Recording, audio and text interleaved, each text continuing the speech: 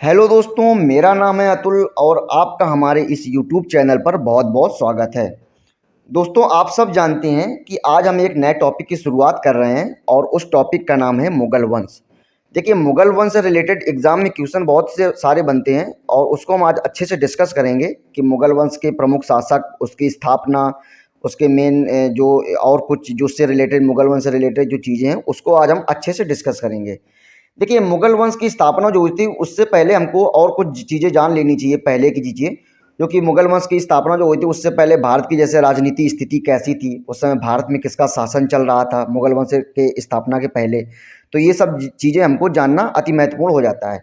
देखिए, दिल्ली में उस समय सल्तनत वंश के जो अंतिम शासक थे, अंतिम वंश जो था लोधी वंश, उसका उस समय शासन चल रहा था। और उस समय क्या था कि बाबर भारत जब आता है तो इब्राहिम लोधी उस समय शासन कर रहा था दिल्ली में, ठीक है। तो ये चीज़ें हमारी हो गई दिल्ली में, दिल्ली सल्तनत की अगर बात करें। अगर हम वही बात करें दक्षिण भारत की, तो उस समय दक्षिण भारत में 2 नए साम्राज्य उभर के आए हुए थे, जिसको हम लोग अच्छी तरीके से जानते हैं। वो है विजयनगर और बहमनी। जो विजयनगर और बहमनी जो साम्राज्य है, वो नए साम्राज्य उस समय बने हुए थे, उनका उदय हुआ था उस समय दक्षिण भारत में। तो उस समय था क्या कि उस समय भारत की राजनीतिक स्थिति क्या थी, उस समय विखंडन पर थी। हाँ, समझ रहे हो ना? तो भारत की स्थिति उस समय विखंडन पर थी, छोटे छोटे राज्य बन रहे थे। और ऐसी स्थिति क्या होती है, उपयुक्त होती है किसी भी विदेशी आक्रमण या विदेशी हमले के लिए। ऐसी स्थिति क्या नाम है कि बहुत ही अनुकूल होती है, ठीक है। तो ये सब चीज़ें जो है वो मुगल वंश की स्थापना के पहले ये चीज़ें हम क्या नाम है कि इसको हमने जान लिया अच्छे से। इसके बाद दोस्तों हम लोग आगे देखेंगे। देखिए, मुगल वंश की स्थापना कब हुई थी, तो मुगल वंश की स्थापना हुई थी 1526 ईस्वी में, ठीक है। तो हम इसमें ये जानेंगे कि मुगल वंश की स्थापना जो 1526 ईस्वी में होती है, और औरंगजेब जो है उसकी मृत्यु कब होती है, तो वो होती है 1707 ईस्वी। तो 1707 ईस्वी में जब औरंगजेब की मृत्यु हो जाती है, तो मूल रूप से क्या होता है कि मुगल काल का जो शक्तिशाली शासन रहा है वो कब तक रहा है, तो वो इसी काल में रहा है। मुगल वंश का जो शक्तिशाली शासक, जिसमें कि हमारे प्रमुख राजा क्या नाम है कि इसमें रहे हैं, बाबर रहे, हुमायूं रहा, ठीक है, जहांगीर, शाहजहां और औरंगजेब इसी शासन काल में रहे मुगल वंश में, ठीक है। तो उनका मेनली क्या नाम है, मुगल वंश का शासनकाल कब से रहा, तो 1526 से लेकर 1707 ईस्वी तक। इसमें ये हम इसको मुगल वंश के नाम से हम जानते हैं। लेकिन अगर हम वही बात करें तो 1707 में देखिए औरंगजेब की जब मृत्यु हो जाती है, तो 1707 में औरंगजेब की मृत्यु के बाद में जो बहादुर शाह प्रथम जो था वो बनता है शासक कहाँ का, दिल्ली का, ठीक है। तो जो बहादुर शाह प्रथम जो था वो दिल्ली का शासक बनता है। कब कब बनता है, तो वो बनता है 1707 ईस्वी में औरंगजेब की मृत्यु के बाद में, ठीक है। और इसके बाद वो शासन चलता रहा। इसके बाद बहादुर शाह जो द्वितीय है वो भी इसके बाद बैठा गद्दी पे। और जो बहादुर शाह जो द्वितीय है वो शासन उसने कब तक किया, तो उसने शासन किया 1857 तक इसका शासन चला, ठीक है। जिसको हम लोग किस नाम से जानते हैं, जिसको हम लोग उत्तर मुगल काल के रूप में हम जानते हैं। तो देखिए, अगर हम मुगल वंश की बात करें तो मुगल वंश की जो मेनली है वो 1526 से लेकर 1707 ईस्वी तक हम माना जाता है, ठीक है। कब से लेकर कब तक, तो 1526 ईस्वी से लेकर 1707 ईस्वी तक मुगल वंश। अगर हम यही उत्तर मुगल वंश की बात करें तो वो 1707 से लेकर 1857 तक की क्रांति जो हुई थी, उस समय बहादुर शाह जो सेकंड जो था द्वितीय, उसका शासनकाल चल रहा था 1857 में। तो क्या नाम है उसका टाइम चल रहा, तो इसको हम लोग उत्तर मुगल काल के नाम से जानते हैं। किस नाम से, उत्तर मुगल काल के। और इसको हम जानते हैं मुगल वंश के काल से, ठीक है। इसके बाद दोस्तों हम लोग परिचय को जानेंगे। तो देखिए, अब एक्चुअली हम लोग ये जानेंगे कि मुगल वंश यानी कि मुगल वो थे कौन एक्चुअली, ठीक है। तो हम ये जानेंगे कि मुगल जो वंश थे, जो मुगल वंश है वो दो वंशों से उत्पन्न एक लड़ाकू योद्धाओं का एक समूह है। कौन, मुगल वंश। तो वो दो वंश कौन कौन से थे, तो वो दो वंश थे, मंगोल और तुर्क। जो मंगोल और तुर्क से उत्पन्न एक लड़ाकू यो योद्धा का समूह था वो क्या कहलाए, मंगोल। और इसको हम बहादुर के नाम से भी जानते हैं, ठीक है। तो ये लोग आप लोग अच्छे से जान लीजिए। इसके बाद हम अगर इसकी बात करें तो इसका संस्थापक कौन था मुगल का, मुगल वंश जो था इसका संस्थापक यानी कि जिसकी इसकी स्थापना की वो कौन था, तो वो था बाबर। अब देखिए, बाबर की यहाँ पे शुरुआत हो जाती है। तो जो बाबर ने क्या किया था कि मुगल वंश जो था इसकी शुरुआत की थी, और इसको संस्थापक जो है वो बाबर को ही माना जाता है, ठीक है। अगर हम बाबर की अगर बात करें तो बाबर का जो असली नाम था तो वो था जहीरुद्दीन मोहम्मद बाबर। जहीरुद्दीन मोहम्मद बाबर उसका असली नाम यानी कि वास्तविक नाम था। अगर हम उसके यही भी पिता की बात करें तो उनके पिता का नाम था उमर शेख मिर्ज़ा। उमर शेख मिर्ज़ा जो थे वो तैमूर जो थे उनके वंशज थे। ठीक है। अगर हम वहीं माता की बात करें तो उनकी माता का नाम था कुतलुग निगार खानम। कुतलुग निगार खानम जो थी वो मंगोल वंश से संबंधित थी। तो यहीं अगर हम बात करें कि उमर शेख मिर्ज़ा कौन थे, तो उमर शेख मिर्ज़ा जो तो थे वो तैमूर वंश के संबंधित थे और तुगलक निगार खानम जो थी वो मंगोल वंश से संबंधित थी। और जो उमर शेख मिर्ज़ा हैं तो वो एक एरिया पड़ता था फरगाना। ठीक है। तो फरगाना जो क्षेत्र था वहाँ के एक छोटे शासक थे, कौन? उमर शेख मिर्ज़ा वहाँ पे शासन चलाया करते थे फरगाना में। ठीक है दोस्तों। इसके बाद दोस्तों हम लोग आगे देखते हैं। अब देखिए यहाँ पे बाबर का जन्म हो जाता है।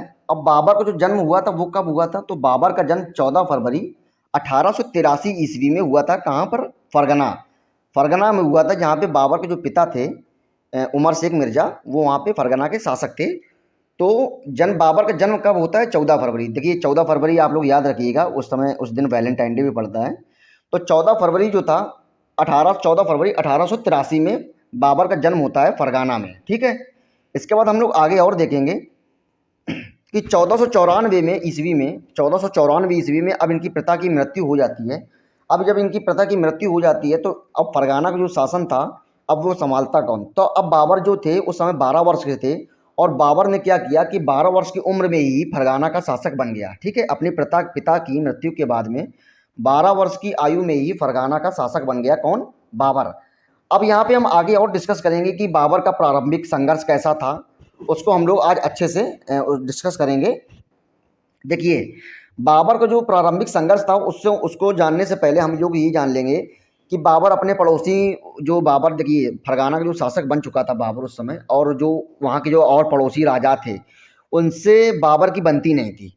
और बाबर की जो शासक बना था वो कम उम्र में ही बन गया था शासक। कम उम्र में बाबर 12 वर्ष की आयु में बाबर शासक बन गया था। तो ये वो सब राजाओं को थोड़ा सा बाज नहीं आ रहा था। इस वजह से बाबर को काफ़ी सारे संघर्ष करने पड़े प्रारंभ में। अब इनके हम प्रारंभिक संघर्ष के बारे में जानेंगे। तो चलिए देखिए, अब सबसे पहले क्या होता है कि 1494 ईस्वी में, कब? 1494 अपने पिता की मृत्यु जब हुई थी उसके बाद ही जब वो शासक बन गया बाबर 12 वर्ष की आयु में। इसके बाद 1494 ईस्वी में समरकंद। समरकंद कहाँ पर पड़ता है? तो वो तुर्क की राजधानी थी उस समय। ठीक है। तो 1494 ईस्वी में समरकंद को जीतने का प्रयास किया किसने? बाबर ने, परंतु वह असफल रहा, वह फेल हो गया। 1494 में समरकंद को वह जीतने का प्रयास किया, उसने हमला किया लेकिन वह फेल हो गया, वह हार गया वहाँ पे। इसके बाद अगर हम बात करें तो 1497 ईस्वी में दोबारा पुनः उसने समरकंद पर आक्रमण किया और वह वहाँ पे जीत गया। कब? 1497 ईस्वी में वह समरकंद पे आक्रमण जब किया दोबारा उसने, तो वो समरकंद को जीत गया, लेकिन वो ज़्यादा दिन तक वहाँ पे शासनकाल नहीं कर पाया, वह सिर्फ 100 दिन यहाँ पे शासन चला पाया। इसके बाद इसको वापस जाना पड़ा। ठीक है। अब इसके बाद जब उस पुनः इसकी बात करें तो तीसरी बार उसने पुनः युद्ध किया समरकंद पर ही। तो 1501 ईस्वी में उसने पुनः समरकंद को जीत लिया और इस बार क्या हुआ कि बाबर 8 महीने तक यहाँ पे शासन चलाया। तो बाबर ने समरकंद पर 3 बार आक्रमण कर चुका था। अब जो तीसरी बार जो आक्रमण था वो 1501 ईस्वी में उसने तीसरी बार आक्रमण किया था और इस बार इसने क्या किया कि 8 महीने तक यहाँ पे शासन चलाया। लेकिन 8 महीने के बाद शासन चलाने के बाद में ज़्यादा दिन तक यहाँ भी नहीं टिक पाया और उसको वापस फिर से जाना पड़ा। तो बाबर को यह सीख मिल गई है कि हम अगर बात करें यहाँ पे, तो अगर हम समरकंद को जीतने की बात करें तो बाबर को बड़ी ही मुश्किल मिल रही थी। ये को जीत तो जा रहा था वो, लेकिन बाद में वो उसको वापस फिर जाना पड़ता था। तो इसने बाबर ने अब निश्चित किया कि हम अब समरकंद को न जीतने के बाद अब हम लोग काबुल और गजनी की तरफ चलेंगे। ठीक है। काबुल, देखिए अब मैं आपको कुछ चीज़ें बता दूं कि मान लो ये हमारा है फरगाना, तो इस तरफ पड़ता है हमारा समरकंद, अब इस तरफ पड़ता है हमारा काबुल यानी कि गजनी, और इसी तरफ जब गजनी पड़ेगा तो इसी तरफ हमारा भारत भी पड़ेगा।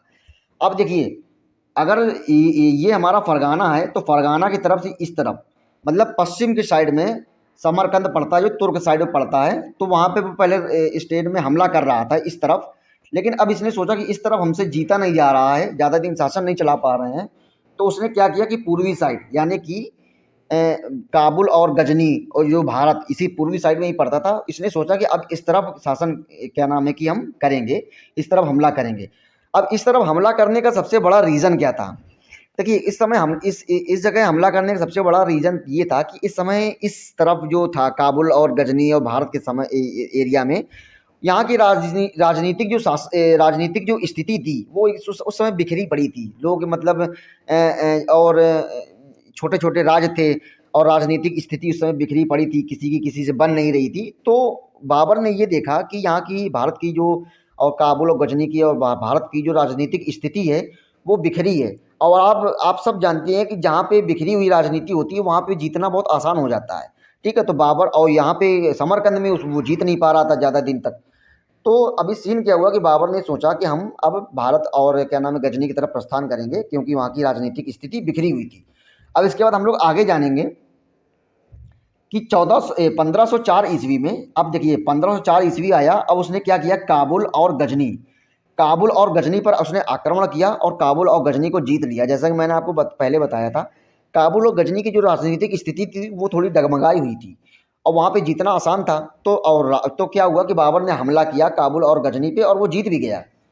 इसके बाद 1507 ईस्वी आया। 1507 ईस्वी में उसने पादशाह की उपाधि धारण की। देखिए, काबुल और गजनी को जीतने के बाद में जब वह वापस गया तो क्या नाम है, इसने पादशाह की उपाधि धारण की।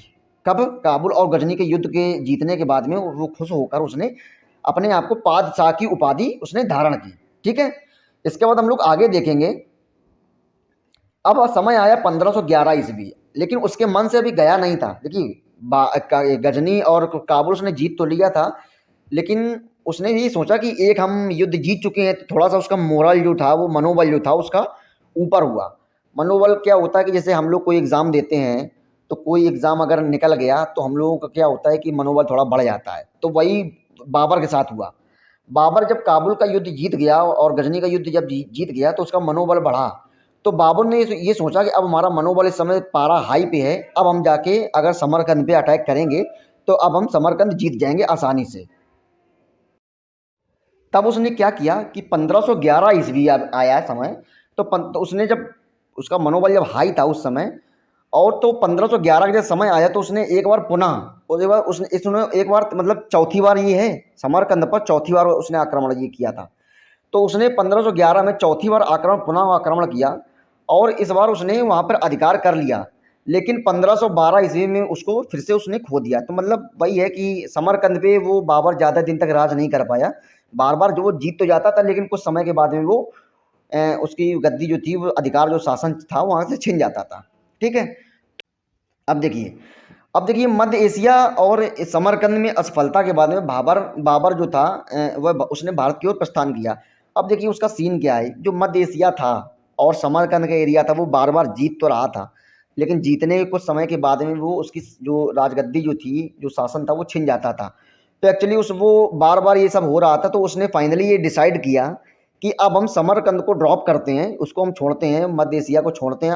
अब फाइनली उसने अब वहाँ पे वहीं की अगर बात करें हम, तो पूर्वी साइड में वो काबुल और गजनी को जीत चुका था। तो उसने सोचा ये, फाइनली उसने डिसाइड ये किया कि अब हम काबुल, गजनी और भारत की तरफ उसने प्रस्थान किया उस समय। ठीक है, भारत की ओर प्रस्थान किया तो सबसे पहले उसने भारत में कौन सा आक्रमण किया, इसको हम लोग अच्छे से डिस्कस करेंगे। देखिए, जब भारत की एंट्री होती है भारत में, तो सबसे पहले उसने, अब भारत में जब आया था तो देखिए जैसे कि हमारा ये वाला भारत का, ये हमारा भारत का ये वाला अगर एरिया जी है, ये हमारा नॉर्थ भारत है। ठीक है, देखिए ये हमारा पाकिस्तान पड़ता है और ये हमारा अफगानिस्तान अगर पड़ता है, तो अफगानिस्तान और पाकिस्तान इस साइड पड़ता है। अभी सीन क्या है कि तुर्क जो था वो जो यूरोप था वो इसी साइड था, तुर्की वगैरह। तो वहाँ से उसकी एंट्री होती, तो बाबर यहीं से होके भारत आएगा। कहाँ से होके? पाकिस्तान और अफगानिस्तान से होते हुए वो भारत में उसकी एंट्री होती है। तो सबसे पहले पाकिस्तान में और अफगानिस्तान के बीच में एक सीमा बनती है। उस सीमा का क्या नाम है कि क्षेत्र जो पड़ता है एक्चुअली, उस जो पाकिस्तान और अफगानिस्तान का जो सीमा क्षेत्र होता है, उस समय वहाँ का जो शासन चल रहा था, किसका चल रहा था? वो यूसुफ जाई नाम का एक शासक था, उसका उस समय शासन चल रहा था। तो 1519 ईस्वी में जब वो भारत में एंट्री करने के लिए आया तो रास्ते में वो क्षेत्र पड़ा, पाकिस्तान और अफगानिस्तान का क्षेत्र। तो 1519 ईस्वी में उसने वहाँ पे अटैक किया। किसके विरुद्ध? यूसुफ जाई के विरुद्ध उसने अटैक किया। और जब वहाँ पर उसने हमला किया तो उसने बजौर और भोरा नामक किला को उसने जीत लिया, फतह कर लिया। बजौर और भोरा नामक एक किला था, उसको वहाँ पर उसने फतह कर लिया। अब इसमें बात यही कि अगर बात करें, देखिए उस समय उसने कई सारे युद्ध वहाँ पे, देखिए वहाँ पे तुर्क में जो समरकंद में उसने कई सारे युद्ध लड़े। इसके बाद ये यूसुफ जाई के विरुद्ध जो भारत और अफ़गानिस्तान के सीमा का जो क्षेत्र था, वहाँ पे उसने युद्ध लड़ा। इसकी चर्चा उसकी काफ़ी हुई। तो इस युद्ध से प्रभावित होकर भारत के एक राजा थे, भारत के एक राजपूत राजा थे राणा सांगा। तो राणा सांगा इस युद्ध से प्रभावित होकर बाबर की वाहवाही उसने की, और उसने क्या किया कि उस समय जो भारत में था, उसमें भारत में शासक किसका चल रहा था? तो भारत में उस समय शासक चल रहा था सल्तनत वंश का। और सल्तनत वंश का इब्राहिम जो लोदी था, उससे परेशान हो गए थे लोग। उससे जो राणा सांगा था वो परेशान हो गया था। तो राणा सांगा ने, और अच्छा, राणा सांगा की इतनी कैपेसिटी थी नहीं कि वह इब्राहिम लोदी को हरा सके, और उस समय बाबर का क्या नाम वर्चस्व काफ़ी तेज़ी से बढ़ रहा था।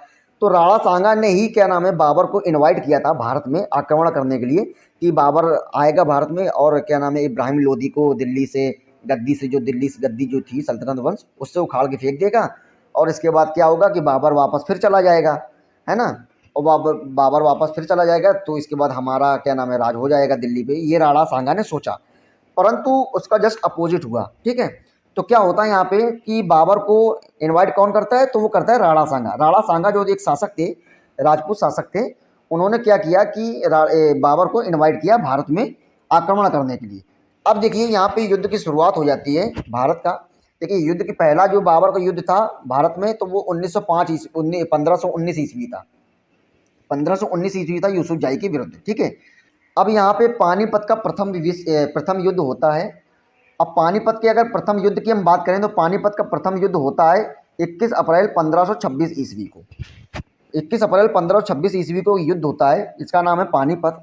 और ये युद्ध बाबर और जो उस समय दिल्ली जो सल्तनत का शासक था, उसका नाम था इब्राहिम लोदी।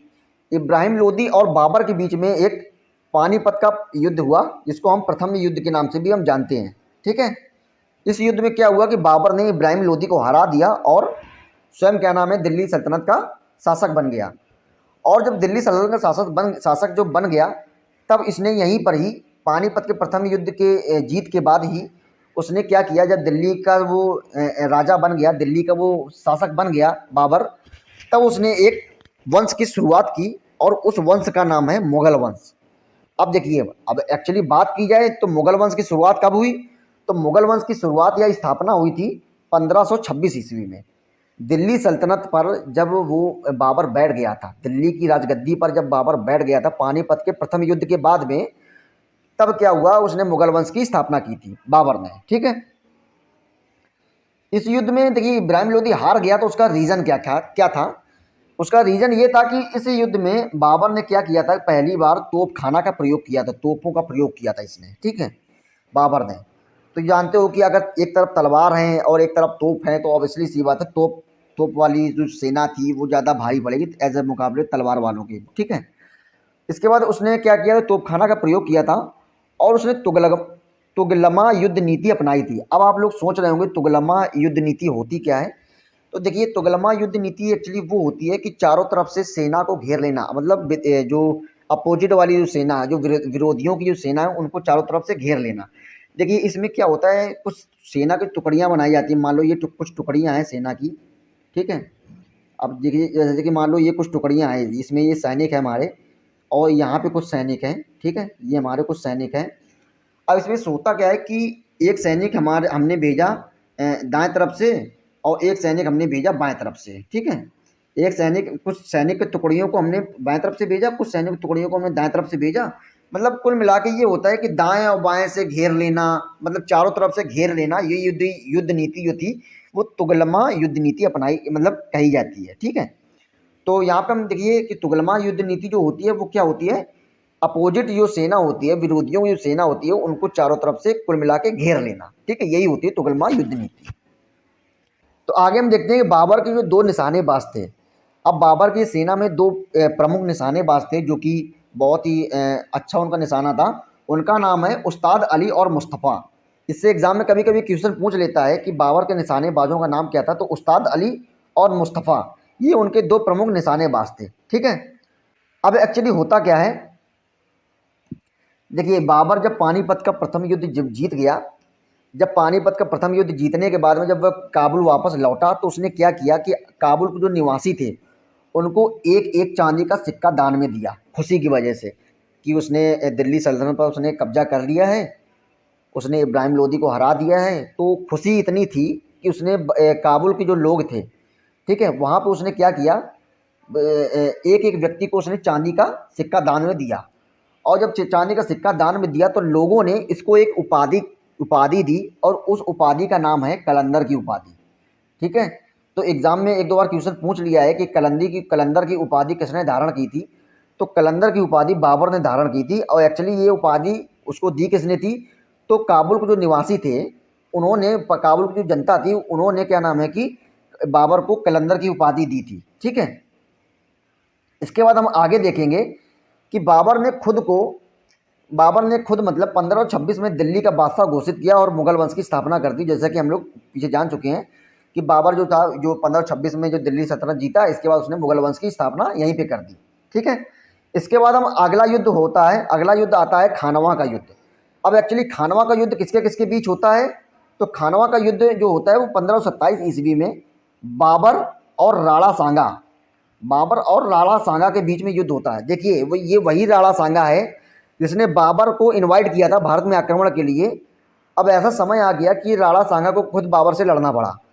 उसका रीज़न क्या था, राणा सांगा ने ये सोचा था कि बाबर जो भारत में आएगा और इब्राहिम लोदी को दिल्ली सल्तनत से उखाड़ के फेंक देगा, इसके बाद वो वापस फिर चला जाएगा, फिर इसके बाद दिल्ली सल्तनत में हम बैठ जाएंगे। ये एक्चुअली राणा सांगा ने सोचा था। लेकिन राणा सांगा का जस्ट अपोजिट हुआ कि बाबर ने दिल्ली सल्तनत जीत तो लिया, लेकिन वो वापस नहीं गया, वो दिल्ली सल्तनत पर ही बैठ गया। ठीक है, और उसका अपना भारत में अपना विस्तार करने लगा। तो जब भारत में जब अपना विस्तार करने लगा तो जो राजपूत राजा जो राणा सांगा था उसको ये पसंद नहीं आया। जब ये पसंद नहीं आया तो उसने बाबर के खिलाफ ही एक मुहिम छेड़ दी। ठीक है, और उसने एक युद्ध, क्या नाम है, उसने युद्ध लड़ा बाबर के खिलाफ। और उस युद्ध में हुआ क्या कि बाबर की जीत हुई और राणा सांगा की हार हुई। ठीक है, इस युद्ध में क्या हुआ कि बाबर ने एक नारा दिया था, उस नारा का नाम है जिहाद। जिहाद का एक नारा दिया था, जो कि इसका मेन जो मुख्य उद्देश्य क्या था कि इस्लाम की रक्षा के लिए एक धर्म युद्ध जिसको हम बोलते हैं, वो यहीं से स्टार्ट होता है। ठीक है, तो बाबर ने एक धर्म इस्लाम की रक्षा के लिए एक नारा दिया जिसका नाम है जिहाद। इसमें एक्चुअली होता क्या है कि जब राणा सांगा से बाबर ने जब युद्ध किया तो बाबर ने जो राजपूत जो सेना राजा थे जो राणा सांगा, उसकी सेनाओं को एकदम गर्दन काट काट के एकदम टीले का ढेर बना दिया था, है ना। तो वही चीज़ है कि एकदम जिहाद जो था, जिहाद किया था उनके तलवार से काट के, जो कि आजकल हम लोग सुनते भी हैं जिहाद जिहाद कब वगैरह वगैरह। तो वही उसने क्या किया था कि जो राणा सांगा की जो सेना थी उनके क्या नाम है गर्दन काट काट के एकदम टीले एकदम ढेर बना दिया था। ठीक है, इतना उसने मार काट किया था बाबर ने। इसके बाद देखते हैं कि युद्ध के बाद क्या नाम है गाजी। गाजी का मतलब क्या होता है, गाजी का मतलब होता है काफिरों को मारना। काफिरों, देखिए बाबर के हिसाब से मतलब जो अदर धर्म जो था, मतलब मुस्लिम धर्म के अलावा और किसी को अगर हम मानेंगे तो उनको हम क्या नाम है गाजी, यानी कि काफिर, काफिर जो उनको कहा जाता है, काफिर वो लोग उनको कहते थे। ठीक है, आजकल भी हम लोग ये सुनते हैं काफिर है, ये काफिर है, वो काफिर है। एक्चुअली जो आतंकवादी होते हैं वो काफिर का जिक्र करते हैं कभी कभी। ठीक है, तो क्या होता था कि इस युद्ध के बाद में उसने गाजी, और गाजी का मतलब क्या होता है काफिर को मारने वाला। ठीक है, काफिरों को मारने वाला, उसकी उपाधि धारण की थी। ठीक है, तो 15 क्या नाम है कि जो क्या नाम है कि पानीपत का जो युद्ध हुआ था उसमें कलंदर की उपाधि धारण की थी किसने, बाबर ने। और अगर यही हम बात करें खानवा का युद्ध, तो खानवा के युद्ध में उसने कौन सी उपाधि, तो उसने गाजी की उपाधि धारण की थी। ठीक है, किसने, बाबर ने। ठीक है, अब हम यही बात करें, देखिए अब ये अगला पॉइंट, ये वाला पॉइंट है, ये बहुत ही इंपॉर्टेंट है कि खानवा का युद्ध का जो वर्णन है, एक लेखक है उनका नाम है श्यामल दास। श्यामल दास एक लेखक है, उनकी एक कृति है, उनकी कृति का नाम क्या है, वीर विनोद। तो खानवा का युद्ध का वर्णन किसमें है, तो खानवा का युद्ध का वर्णन है एक लेखक जो है उन श्यामल दास, उनकी एक कृति है, उनकी कृति का नाम है वीर विनोद। वीर विनोद में खानवा का युद्ध का वर्णन किया गया है। ठीक है, तो ये लोग आप ये टॉपिक पॉइंट आप लोग याद रखिए, ये काफ़ी इंपॉर्टेंट है। इसके बाद हम लोग आगे देखते हैं कि अब आता है चंदेरी का युद्ध। अब चंदेरी का युद्ध कब होता है, तो चंदेरी का युद्ध होता है 1528 ईस्वी में चंदेरी का युद्ध होता है। अब चंदेरी का युद्ध एक्चुअली था क्या कि मालवा और बुलंदखंड की सीमा पर स्थित एक महत्वपूर्ण व्यापारिक और राजनीतिक केंद्र था। कौन? चंदेरी। चंदेरी जो था वो मालवा और बुलंदशहर की सीमा पर स्थित एक महत्वपूर्ण व्यापारिक केंद्र था और राजनीतिक भी केंद्र था। एक्चुअली चंदेरी का युद्ध था वो बाबर ने मेदिनी राय के विरुद्ध लड़ा था। और मेदिनी राय एक्चुअली कौन था? तो वो राणा सांगा का ही एक सरदार था।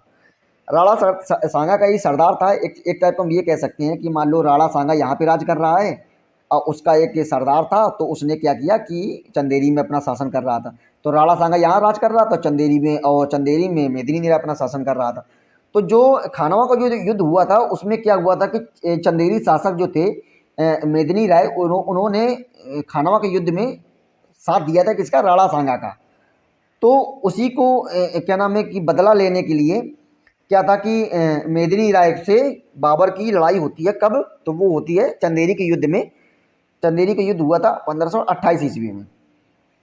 अब 1528 ईस्वी में इस युद्ध में क्या होता है कि बाबर और मेदिनी राय कौन था? राणा सांगा का सरदार। ठीक है, इनके बीच में युद्ध होता है। और क्या होता है कि बाबर ने मेदिनी राय को भी हरा दिया। अब मेदिनी राय को हराने के बाद में क्या हुआ कि उनकी जो दो पुत्रियां थीं, किसकी? मेदिनी राय की जो दो पुत्रियां थीं, उसने उनकी पुत्रियों को अपने पुत्र हुमायूं और कामरान उनको भेंट दे दिया। ठीक है, अब इसके बाद हम देखेंगे कि इस युद्ध में भी उसने अकबर कह रहा हूँ मैं, इस युद्ध में भी बाबर ने जिहाद का नारा दिया। ठीक है, इसके बाद उसका बाबर का जो अंतिम युद्ध है उसको हम पढ़ेंगे।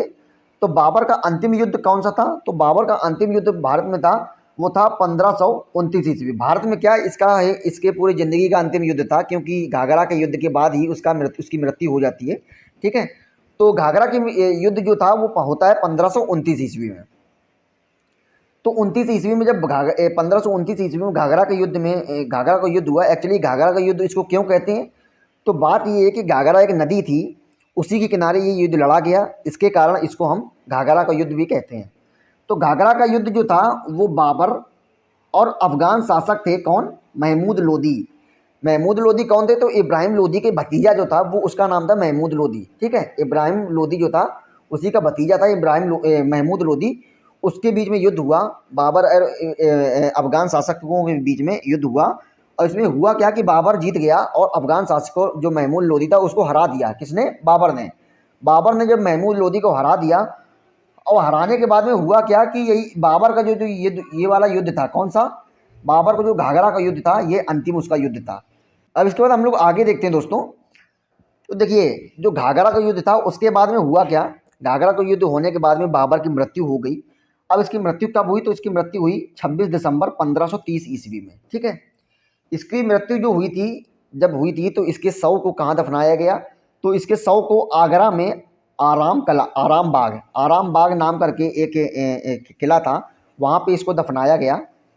तो क्या हुआ कि बाबर को जो मृत्यु जो 26 दिसंबर 1530 ईस्वी में हुई, तो उसके शव को आगरा में दफनाया गया, लेकिन बाद में इसके शव को यहाँ से निकाल करके काबुल शिफ्ट कर दिया गया। ठीक है, काबुल में इसको दोबारा दफना दिया गया। आगरा से ले जा करके काबुल में दोबारा इसको दफनाया गया था। ये क्या नाम है कि बाबर की ये इच्छा थी कुल मिला के। ठीक है, इसके बाद में हम देखेंगे कुछ पॉइंट, हम देखेंगे एग्जाम पॉइंट ऑफ व्यू से काफ़ी इंपॉर्टेंट हो जाते हैं। तो यहाँ पे एक क्वेश्चन हमेशा बनता है एग्जाम में, हमेशा ये क्वेश्चन बनता है कि बाबर की आत्मकथा। तो बाबर की जो आत्मकथा है इसको हम किस नाम से जानते हैं? तो बाबर की एक आत्मकथा थी जिसको हम तुझके बाबरी नाम से भी जानते हैं। तुझको बाबरी या फिर बाबरनामा। तो इसको हम जैसे कि हम सबसे ज़्यादा ये फेमस बाबरनामा के नाम से फेमस है कि बाबरनामा किसने लिखी? तो वो बाबर ने लिखी। लेकिन इसको हम ये भी याद रखेंगे कि इसको हम तुझके बाबरी भी कहते हैं। ठीक है, तुझके बाबरी या बाबरनामा इसकी आत्मकथा थी जो कि तुर्की भाषा में थी। किसने लिखी थी? ये बाबर ने अपनी रचना की थी। ठीक है, और इस जो रचना जो तुझके बाबरी जो बाबरनामा इसकी जो अनुवाद है वो फारसी भाषा में इसका अनुवाद किसने किया था? तो फारसी भाषा में इसका अनुवाद किया था अब्दुल रहीम खान खाना ने बाबरनामा का फारसी अनुवाद किया था। ठीक है, ये लोग आप लोग याद रखिएगा। इसके बाद हम लोग देखेंगे कि बाबर को मुबैयान नामक एक पद शैली के जन्मदाता भी माना जाता है। मतलब अगर ये पूछ लिया जाए आपसे कि मुबैयान नामक पद शैली के जन्मदाता किसको माना जाता है, तो वो है बाबर। ठीक है, इसके बाद बाबर ने क्या था कि सड़कों को मापने के लिए गज ए बाबरी का प्रयोग भी किया था। एक गज ए बाबरी एक यूनिट होती होगी उस समय। तो बाबर ने सड़कों को मापने के लिए गज ए बाबरी यूनिट का प्रयोग किया था। ठीक है, ये भी आप लोग याद रखिएगा। इसके बाद हम लोग अंतिम जो पॉइंट देखेंगे कि इसका, देखिए आजकल क्या होता है कि बाबरी मस्जिद जो है काफ़ी चर्चा में रहती है। तो बाबरी मस्जिद को हम यहाँ पे देखेंगे तो बाबरी मस्जिद एक्चुअली बोलते हैं कि बाबर ने बनवाई, बाबर ने बनवाई। एक्चुअली बाबर के समय पे ही बनी।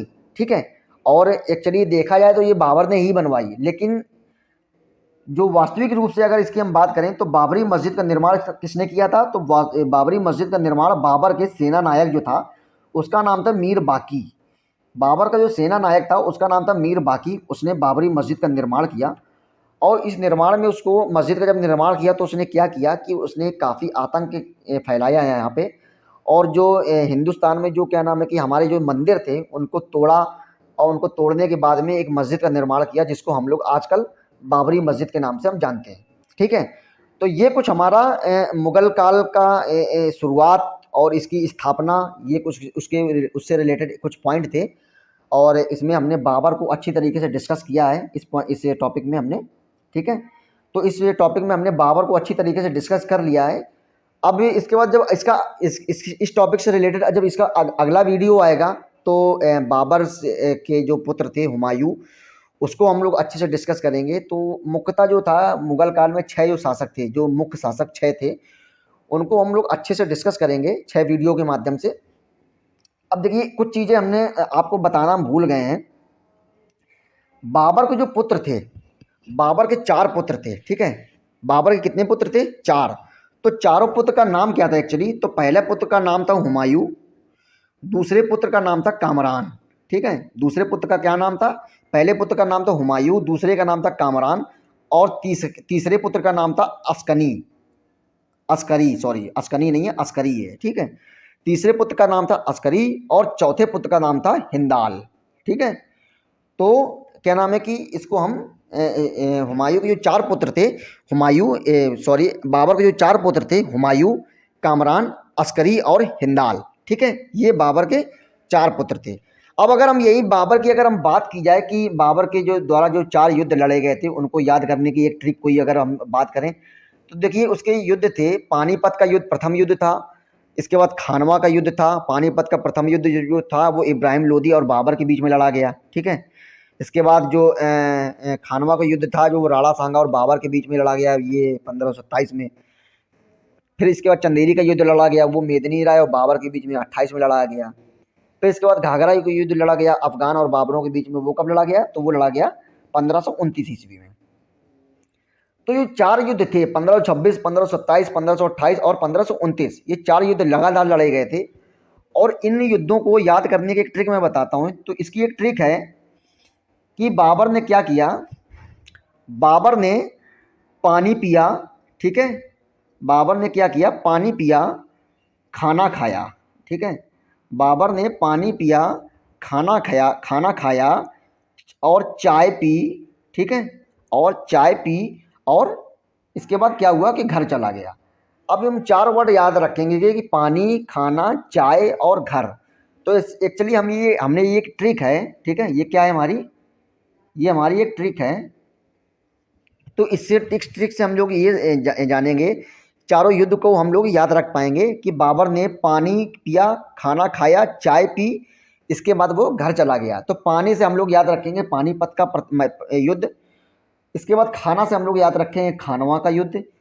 चाय मतलब चा से चंदेरी और चा से चाय भी होता है, तो चाय से हम लोग चंदेरी का नाम याद रखेंगे, और घर से हम लोग घाघरा का नाम याद रखेंगे। ठीक है, तो ये कुछ ट्रिक हैं जो कि अगर आपको आसानी लगती है कि इस ट्रिक के माध्यम से भी हम सीख सकते हैं तो ये ट्रिक भी अप्लाई कर सकते हैं आप लोग।